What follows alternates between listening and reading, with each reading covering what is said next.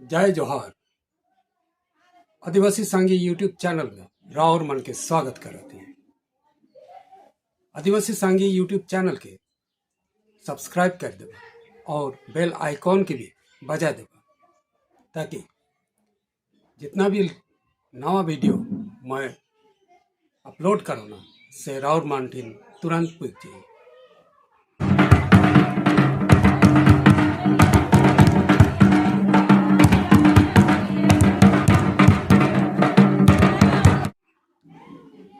दिनांक 31 जनवरी के वाम सेब के संगठन और कार्यकर्ता मन दिल्ली में चुनाव आयोग के कार्यालय के घेराव कर रहे हैं। संगे संगे दिल्ली के वकील मन भी घेराव कार्यसूची में शामिल हो रहे हैं और देश के विभिन्न जिला से विभिन्न राज्य से वो घेराव कार्यसूची में आम जनता भी जमा हो रहे हैं। वो घेराव कार्यसूची में चुनाव आयोग के वाम से मुख्य बटे से आह्वान करल जा रहे कि 10 दिन के अंदर में चुनाव आयोग स्पष्टीकरण देख चाहिए कि उमन ईवीएम से चुनाव करे बंद करवाएं कि नहीं करवाएं। और कल वो 10 दिन पूरा होलक मगर चुनाव आयोग ईवीएम से चुनाव छोड़ के बैलेट पेपर से करेक्ट कर कोनो सहमति नहीं दिलक। इकर मतलब चुनाव आयोग ईवीएम से चुनाव करे के मन कर चुके, प्लान कर चुके और से लगे अब वाम सेब के मुखिया वामन विश्राम कहलक। तो इस तरह से हुआ क्या कि ऐसा करने के सुप्रीम कोर्ट में मैंने केस जीता। मैं भी एक पार्टी बन करके एक केस जीता हुआ है। ये भी थोड़ा मैं आपको बताना चाहता हूं कि सुप्रीम कोर्ट के जज का लिखा हुआ है, backward and minority communities employees federation BAMCEF. ये सुप्रीम कोर्ट का जो जजमेंट है वो मेरे फेवर में आया, मगर गिनती ईवीएम की ही हो रही थी। इस वजह से हम लोगों ने अब ये लिखकर एक केस मैंने सुप्रीम कोर्ट लेकर गया या इसके लिए हम आंदोलन कर रहे हैं कि अब इस मशीन को हटाओ। ये machine free, fair and transparent किसी तरह से भी नहीं करती है। अब बैलेट पेपर पर ही चुनाव कराओ। अडवाणी का और डॉक्टर सुब्रमण्यम स्वामी जो ऑक्सफोर्ड यूनिवर्सिटी में प्रोफेसर था, उसका कहना था कि ये बैलेट पेपर में छुट्टे में घोटाला होता था। ईवीएम मशीन में सट्टल में घोटाला होता है। ये छुट्टे में होता है घोटाला, ये सट्टल में घोटाला होता है। तो इसको हटाना चाहिए। तो इस तरह से ईवीएम मशीन के विरोध में हमने ये हटाने का आंदोलन दिल्ली में शुरू किया। तो ये सारे देश का अब इशू हो गया है। आज की क्या तारीख है? 10 तारीख है? मैंने 31 तारीख को चुनाव आयोग को 10 दिन का समय दिया था और कहा था कि 10 दिन तक मैं आपको समय दूंगा। 11 तारीख को मैं इस पर दूसरा निर्णय करूंगा। अगर तुमने ये चेंज नहीं किया तो टेंटेटिव फैसला हमारा हो गया है, केवल ऑर्गेनाइज फैसला करके अमल करना है। वो टेंटेटिव फैसला क्या है कि अगर जबरदस्ती ईवीएम ये थोपना चाहते हैं तो हम लोग ईवीएम को फोड़ेंगे। बोला जाए कि देश की रक्षा करने का कार्यक्रम है, लोकतंत्र की रक्षा करने का कार्यक्रम है और लोकतंत्र खत्म हो गया तो संविधान खत्म करने में ज्यादा देर नहीं लगेगी। तो ये संविधान खत्म करने का भी षड्यंत्र है, इसलिए इसको जेल में जाने के लिए मैं घोषित कर दूंगा। वामन मेश्राम जेल में जाने के लिए तैयार है। अगर वामन मेश्राम जेल में जाने के लिए तैयार है तो दूसरे लोगों को जेल में जाने के लिए क्या दिक्कत है? 9 अगस्त 1942 को गांधी जी ने जेल भरो चलवाया था ना, है? क्विट इंडिया मूवमेंट नहीं चलाया था? तो क्विट इंडिया मूवमेंट चलाया तो अंग्रेजों ने कहा रे ये देश विरोधी काम कर रहा है।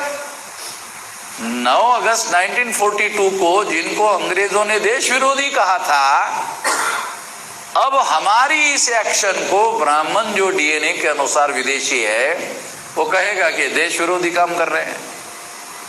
वो भी अंग्रेज भी कहते थे देश विरोधी काम कर रहे हैं, अभी ब्राह्मण भी विदेशी कहेंगे कि देश विरोधी काम कर रहे हैं। मगर आजाद भारत में जिनको अंग्रेजों ने देश विरोधी कहा था उसको आजाद भारत में अब देशभक्त का सर्टिफिकेट मिला हुआ है और साले मरते दम तक पेंशन भी मिलता है। उसको पेंशन भी मिल रहा है और उसका बेटा बेटी को भी शायद कुछ है, बेटा बेटी को भी कुछ फैसिलिटी है ना नौकरी वोकरी में, हाँ वो भी है। तो मैं अपने लोगों को एससी एसटी ओबीसी माइनॉरिटी के जो लोग हैं उन लोगों को ये हमारी आज़ादी की जंग है, हमारे संवैधानिक अधिकार अगर नहीं बचेंगे तो फिर हमारे जीने का क्या मतलब है भाई?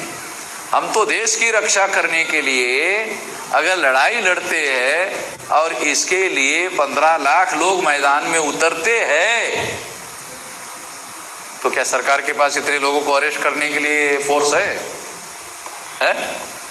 इतने लोगों को अरेस्ट करने के लिए फोर्स है? इतने लोगों को मैं तो नहीं मानता इतने लोगों को अरेस्ट करने के लिए फोर्स है। और अगर वो फोर्स का उपयोग करते हैं तो समझ जाओ हमारा आंदोलन चरम सीमा पर पहुंच जाएगा, जैसे गांधी का आंदोलन 9 अगस्त 1942 को पहुंच गया था।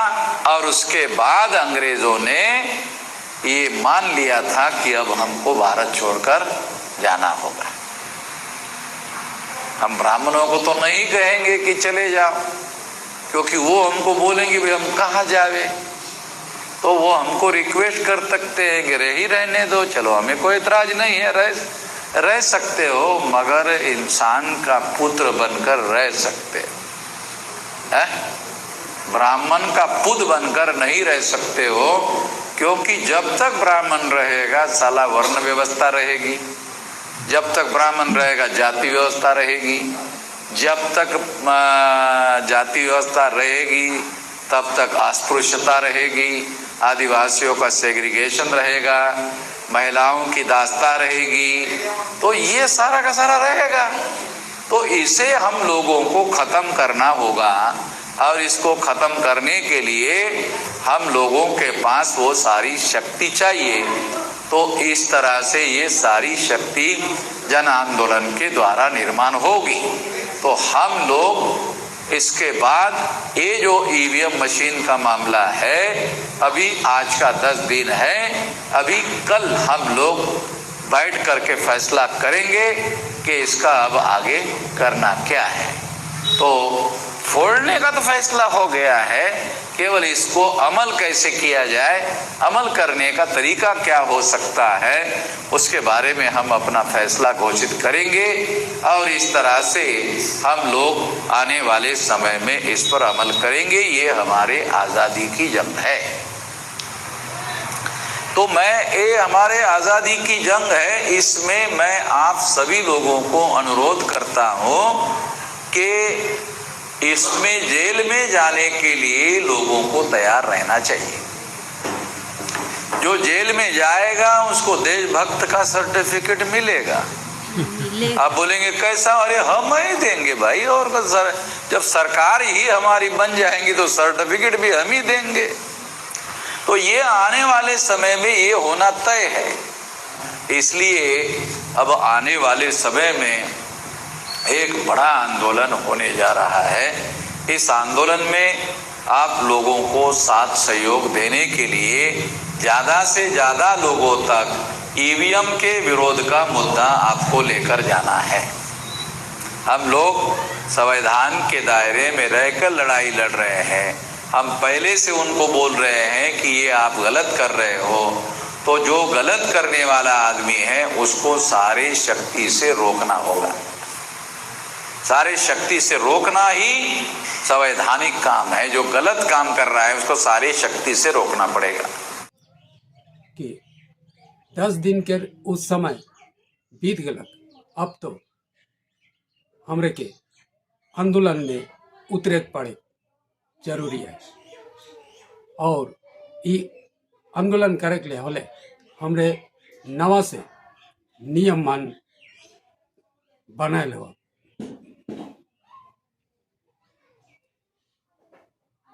वाम सेप के संगठन, वकील मन के संगठन और भारत माता के आम जनता ईवीएम से चुनाव नहीं करे के एक आह्वान चुनाव आयोग के देवल जाए रहे। बैलेट पेपर से चुनाव करे के मांग कर लें, मगर मोदी सरकार और चुनाव आयोग ईवीएम से चुनाव करे के पूरा प्लान कर चुके हैं। इकर से प्रमाणित होलक मोदी सरकार ईवीएम से घोटाला करके चुनाव जीतते आवते। 2014 और 2019 में भी ईवीएम से घोटाला करके मोदी सरकार जीत लग, और 2024 में भी ईवीएम से घोटाला करके जीते के प्लान करेंगे।